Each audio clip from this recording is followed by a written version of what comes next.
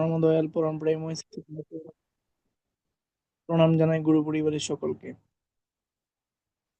আজকের এই সুষ্ঠু সুন্দর মুহূর্তে সন্ধ্যাকালীন অনলাইন সৎসঙ্গে যারা উপস্থিত আছেন, ঠাকুরের একনিষ্ঠ কর্মী, স্বাস্থ্য নিয়ে ব্রতধারী কর্মী, সকল দাদা এবং মায়েদের জানাই রাহান্বিত জয়গুরু।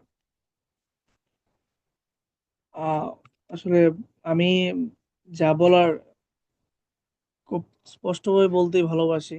যা পারি তা পারি, যা পারি না আসলে পারি না, বাট করার চেষ্টা করি।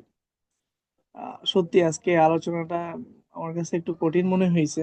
তখন ভাবছি যে মনে মনে যে সিনিয়র আলোচক বৃন্দ আছেন, বিশেষ করে উমাশঙ্কর দা, আহ আরো আছেন, ওনাদের কাছ থেকে উম, শুনতে পারবো বা জানতে পারবো।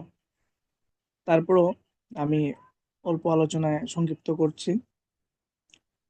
গত 6 মার্চ 2026 রোজ শুক্রবার আমাদের বাংলাদেশ তথা সিলেট বিভাগ ঠাকুরের 138তম জন্ম মহোৎসব খুব সুষ্ঠু এবং সুন্দরভাবে উদযাপন হয়েছে। বিভিন্ন জায়গা থেকে, দেশের বিভিন্ন প্রান্ত থেকে, আহ, এবং সকল ইষ্টপ্রাণ দাদা এবং মায়েরা আসছেন।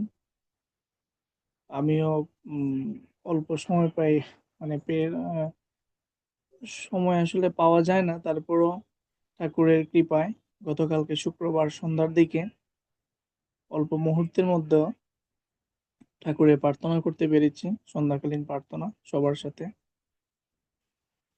খুব ভালো লেগেছে। আমার মনে হয় যে ঠাকুরের উৎসব আরো প্রায় 7 8 9 বছর আগে এরকম একটা মুহূর্ত পেয়েছিলাম চাকরির পাশাপাশি। ইভেন গতকালকে পেলাম, প্রায় 8 9 বছর পরে ঠাকুরের মন্দিরে প্রার্থনা করার সুযোগ, ঠাকুরের কৃপায়। তো আসলে চমৎকার, খুব সুন্দরভাবে ঠাকুরের উৎসব পালিত হয়েছে। আহ, যারা অক্লান্ত পরিশ্রম করেছেন ঠাকুর মন্দিরে, ঠাকুর তাদের মঙ্গল করুক। কারণ একটা অনুষ্ঠান A to Z মানে পরিকল্পনা করে বাস্তবায়ন করা, আমি মনে করি টাফ। কারণ আহ, এখানে বিভিন্ন ধরনের আহ, নিয়ম কানুন থাকে, বিভিন্ন বিষয়ের উপরে বিভিন্ন আলোকপাত থাকে। বিশেষ করে গতকালকে সন্ধ্যাকালীন প্রার্থনার মুহূর্তে আমাদের যে সাউন্ড সিস্টেমটা এত স্মুথ করছে যে বাহিরে, মন্দিরের ভিতরে সাউন্ড, বাহিরে খুব মানে স্লোলি আসছে। তো আমার এক ছোট ভাইকে জিজ্ঞেস করলাম, সে এই মন্দিরেরই একজন একনিষ্ঠ কর্মী, আমার ছোট ভাই। তো বলতেছে, দাদা এখন তো আসলে ইফতারি টাইম, তো যার জন্য প্রে টাইম এবং ইফতারি টাইম প্রায় সেম টাইম হয়ে গেছে, যার জন্য সাউন্ডটা অনেকটা স্মুথ নিয়ে আসছি, প্লাস যাতে ওনাদেরও বিঘ্ন না ঘটে। এই যে ম্যানেজমেন্ট যে বিষয়গুলা, এগুলা কিন্তু খুবই স্ট্রং মাইন্ডে করতে হয়। এবং যারা এই প্ল্যান গুলা করে বা ঠাকুরের এই উদযাপনটা, জন্ম মহোৎসব যে মানে মেনটেনেন্স করে, অত্যন্ত চমৎকার। খুব সুন্দর একটা পরিকল্পনার মাধ্যমে করেছেন। কোনো ধরনের কোনো আমি যতটুকু দেখেছি যে কোনো ভেজাল ভেজাল হয় নাই, বা কোনো ধরনের কোনো আহ, অনিয়ম বা বিশৃঙ্খলাজনিত কোনো ঘটনা ঘটে নাই। খুব সুন্দর হয়েছে। ঠাকুর প্রত্যেকেরই মঙ্গল করুক। প্রতি বছরই যেন আমরা দেশের সার্বিক পরিস্থিতি এবং বিশ্বের সার্বিক পরিস্থিতির উপর ভিত্তি করে যেন ঠাকুরের মহা জন্মোৎসব ধুমধামভাবে পালন করতে পারি, বিভাগীয় ভাবে হলেও। তো আসলে আজকের অনলাইন সৎসঙ্গে যারা ঠাকুরের সঙ্গীত নিবেদন করেছেন, খুব চমৎকার। গতকালকেও উম, ঠাকুরের জন্মোৎসব উপলক্ষে অনেক সঙ্গীত হয়েছে, খুবই ভালো লেগেছে। আমাদের মায়েদের পাশাপাশি দাদারাও খুব চমৎকার সঙ্গীত করেছেন, হিন্দি আর বাংলা। তো খুবই ভালো লেগেছে। ঠাকুর আসলে আহ এই পথের যে বিষয়টা, ঠাকুর পরিবারের যে পথের বিষয়টা, চলতে গেলে বা